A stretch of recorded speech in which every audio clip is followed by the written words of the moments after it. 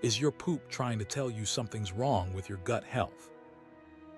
Today, I'm going to show you exactly what healthy stool should look like, and the warning signs that could indicate serious digestive problems, leaky gut, or even hidden inflammation.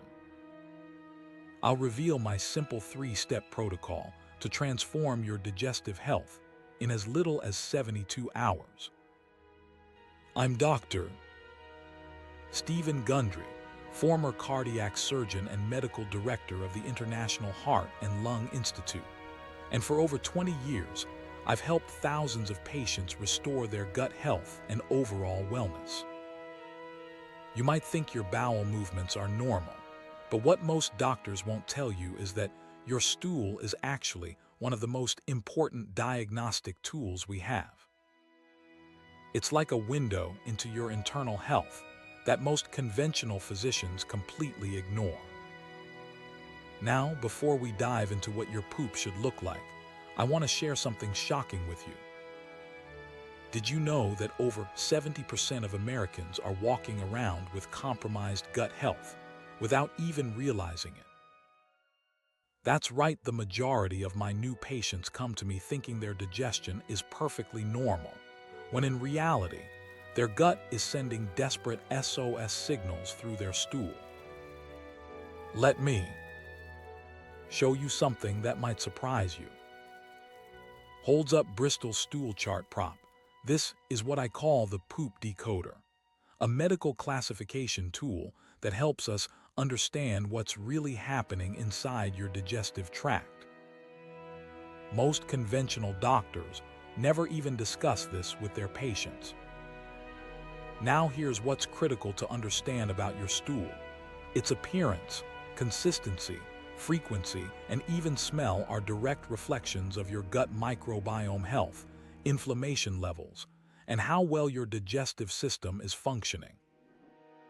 Let me tell you about my patient Sarah. She came to me complaining about joint pain, brain fog, and chronic fatigue. When I asked about her digestion, she insisted everything was normal until I showed her this chart. She suddenly realized her marble-shaped, hard stools were actually a major red flag.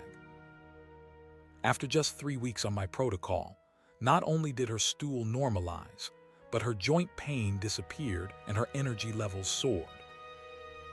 Why? Because we addressed the root cause, her compromised gut health, rather than just treating symptoms. This brings me to my first major point. If your poop looks like small, hard marbles or rabbit pellets, you're likely dealing with constipation. But the real question is, what's causing it? Next, let's discuss the 3 critical stool symptoms most people miss that could signal serious gut problems. The first is marble-shaped or pellet-like stools. This typically indicates constipation, which I see in about 60% of my new patients. The root causes: usually dehydration, insufficient gut bacteria, or not enough fiber for those gut buddies to feed on. Your gut bacteria are like little pets. If you don't feed them properly with prebiotic fiber, they can't help maintain your digestive health. I often get questions about this exact issue. In fact, just last week, a viewer named Michael asked, "Dr. Gundry, I drink plenty of water but still have hard stools. What am I missing?" Great question, Michael. What most people don't realize is that simply drinking water isn't enough. You need minerals, particularly magnesium, to help water get into your intestinal cells. I recommend 300-600 mg of magnesium daily for most of my patients. The second warning sign is floating stools. This can indicate one of 2 things. Either you're following a high-fat diet that's overwhelming your digestive enzymes, or you lack sufficient pancreatic and liver enzymes to break down fats properly. If you notice floating stools regularly, especially if they're greasy or oily, you might need digestive enzyme support. The third and perhaps most concerning sign is clay-colored or very pale stools. This can be an early warning of liver problems or bile duct blockage, often appearing before more obvious symptoms like jaundice. If you notice this, please see your healthcare provider promptly. Now let's talk about soft serve or mushy stools. This is where things get really interesting, and it connects directly to my plant paradox protocol. Soft, mushy stools often indicate irritation of your gut lining. And what's the number one culprit I see in my practice? Lectins. These plant proteins, found in foods like whole grains, beans, nightshades, and conventional dairy, can be like splinters in your intestinal wall, creating tiny holes that lead to what we call leaky gut. Let me share another patient story that illustrates this perfectly. John, a 52-year-old executive, came to me with chronic digestive issues and autoimmune symptoms. His stools were consistently loose and unformed. Standard tests showed nothing abnormal, and multiple gastroenterologists told him he just had irritable bowel syndrome and should manage stress better. Within 2 weeks of removing lectin-containing foods from his diet, particularly gluten, his stools normalized completely.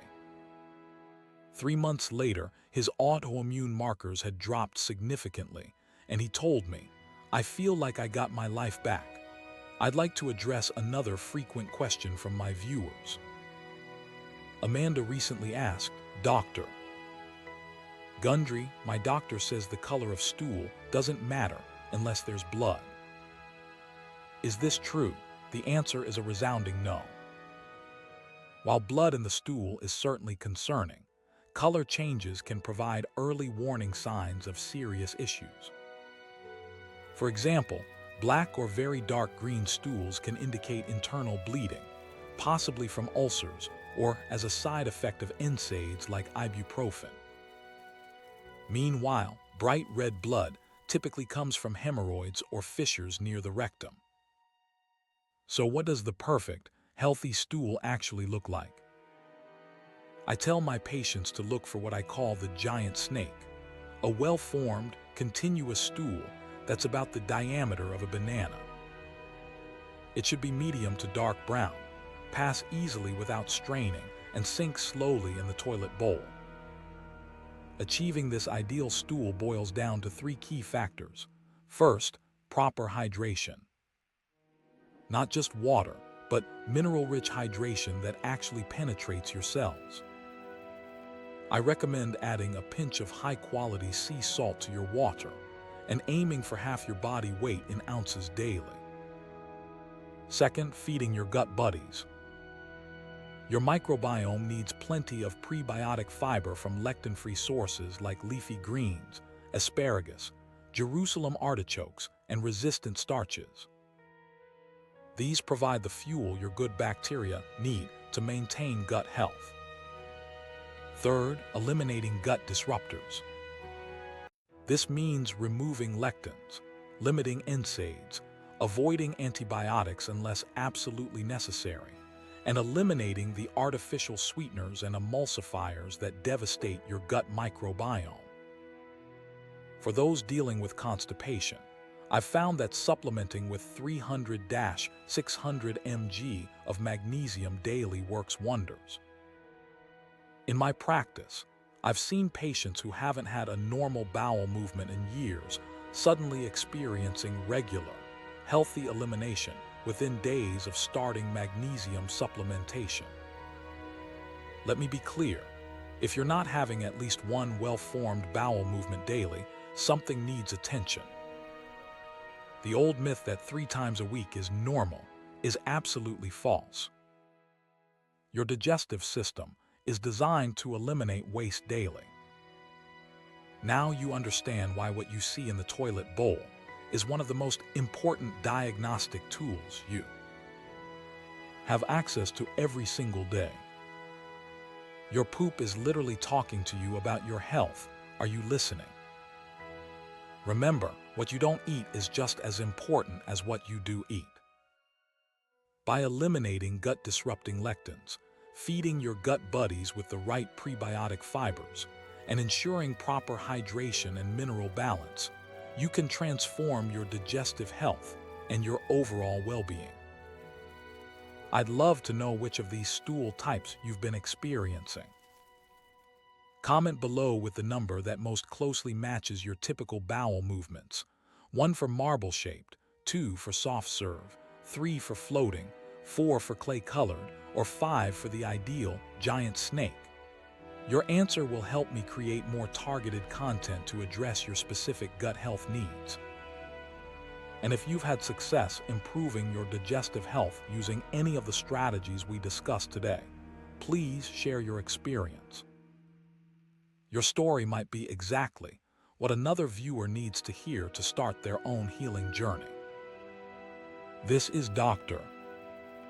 Stephen Gundry, and I'm always looking out for your gut health. Until next time, I'm Dr. Gundry, and I'm always looking out for you.